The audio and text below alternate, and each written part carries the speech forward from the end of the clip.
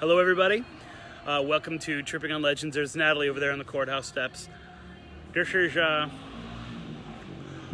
first location of the night.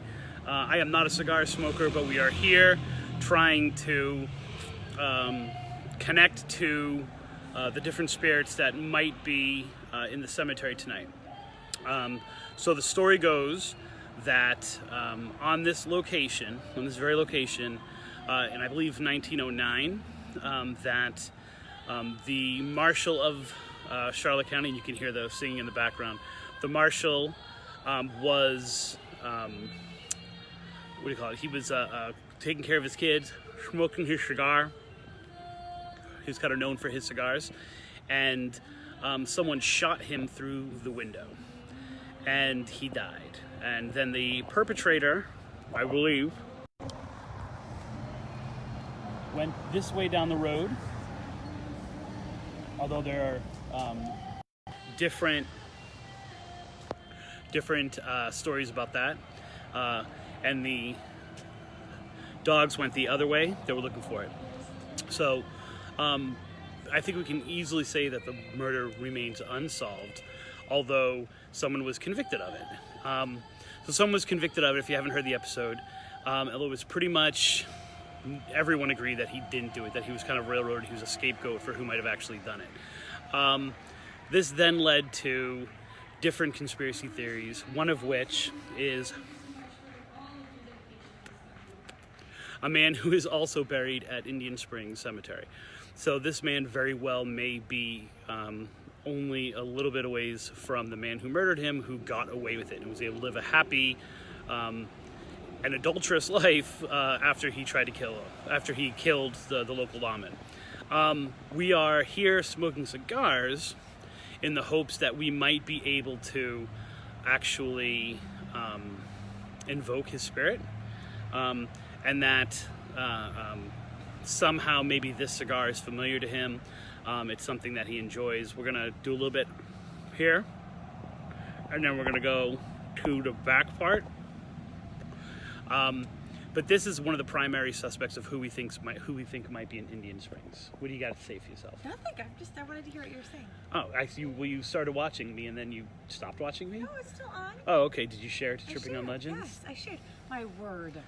We haven't been out in the field in a while. I wasn't sure if you remembered how to do everything. A little rusty, maybe? We're a little rusty on this. But we're hoping, we said the cigar does help. I'm actually kind of finding this kind of enjoyable. How about you? You're turning into your father. You know they watch now, right? So my reaction, my unscripted reaction to that. So, this part, because we are not actually physically in the cemetery, Colleen says hi, because we're not actually physically in the cemetery, we can kind of have fun with this and stuff like that. But, this is the spot where he was killed. We're going to the spot where he was buried. He's one of the primary suspects, although most of the reports seem like as if it's a woman. But who really knows? So Marshall John Bowman is one of the primary suspects and one of the compelling stories of the cemetery itself.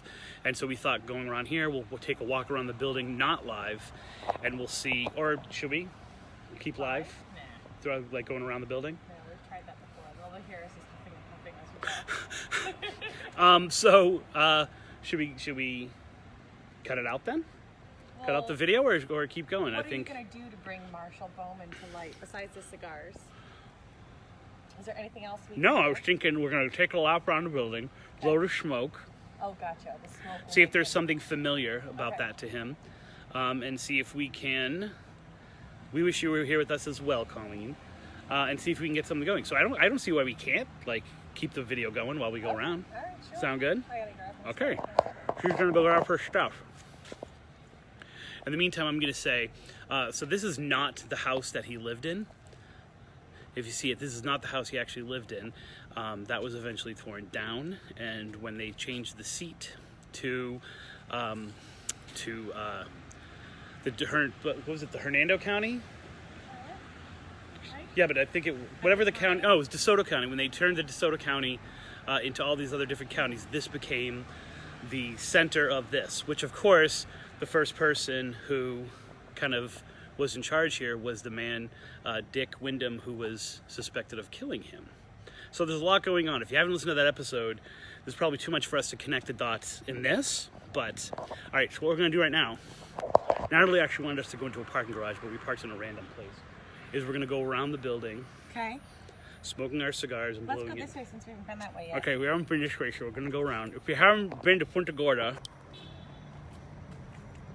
it's a town kind of steeped in tradition, so it has these kind of buildings to it. This is a courthouse, which is now on the property that I lived on.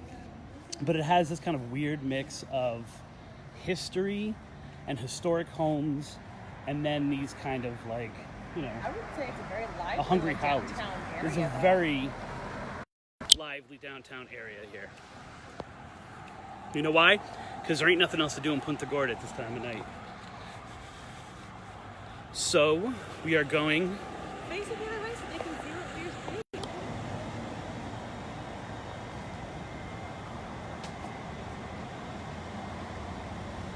That's the one entrance. If you didn't catch what we were doing or what I did when I came in my journey, there's actually a kids court in this building now. So the second floor is now, the courthouse is still there, but it's a kids court. And so if you have been brought up on juvenile charges, you face a jury of your peers. And teenagers decide like what your... Who is this man that they're... I'm glad you asked. It is the life and times of George Brown, who I know nothing about, but they're pretty Alright cool then. readers. It's really interesting, like, if we're seeing these workers here, I'm not sure what these workers might be, but one of the things I found out in my research, which we'll talk about later in the episode, is this really dark and deep history of... Do you think we can go all the way through? I think we can get all the way through. All right, let's go. We can squeeze through. This really dark history of the way that African Americans were treated in terms of their cemeteries, and a lot of abuse when it came to turpentine mills Hey, and the I like. have a question. Yeah. Is any part of the building the original? Nope, it's all Oh, newer. that's sad. So, although I still think the structure itself is like 100 years old. Oh, so it was knocked down like right after he was killed? I think pretty much because I can't remember the exact.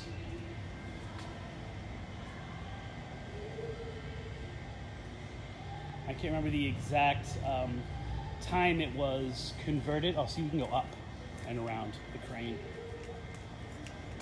It's not very safe.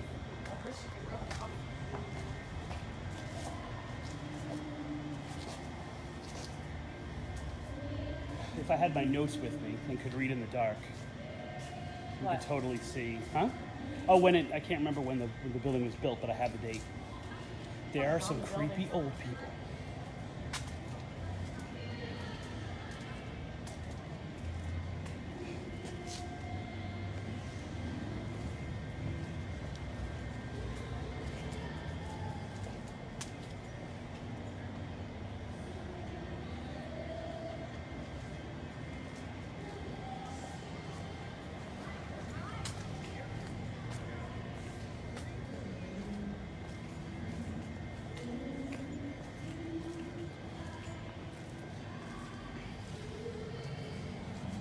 We're now almost completely gone around the building, around the bend. And here we are. Natalie, quickly. So, here we are.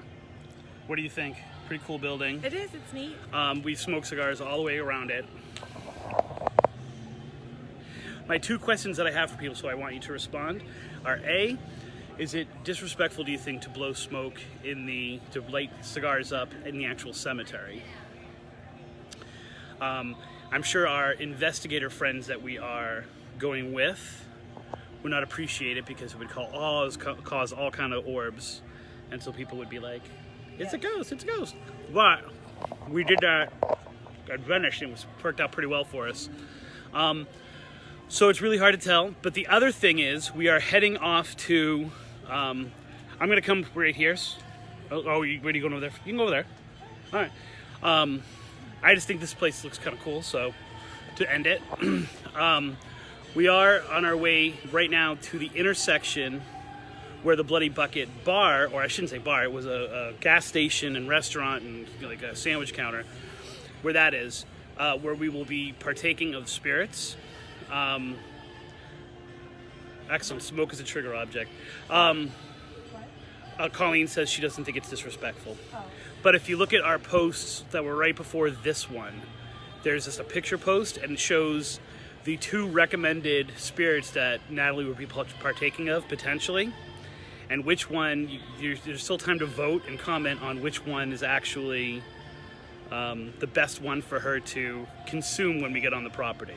So I'm thinking you consume a little and then you like, give a little up. Brought me along. You wanted me to be the conduit for like contacting these things. Isn't that always why I bring you along? I guess so, yeah. Exactly. You're the conduit and I'm the reporter and storyteller. Those are our roles. Know your role, girl. So we're going to end now because we're going to head out to there so we can meet in the cemetery. So you can keep following us picture-wise and everything else-wise.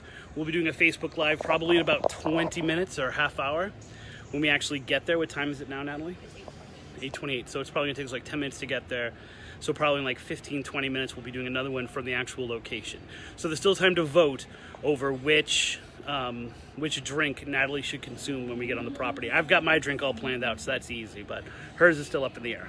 So, here from the site of a famous murder, which may lead to a ghost in a cemetery, I'm Christopher Balzano. Natalie, Crist. And here's hoping all your trips are legendary. We'll see you guys in a little bit.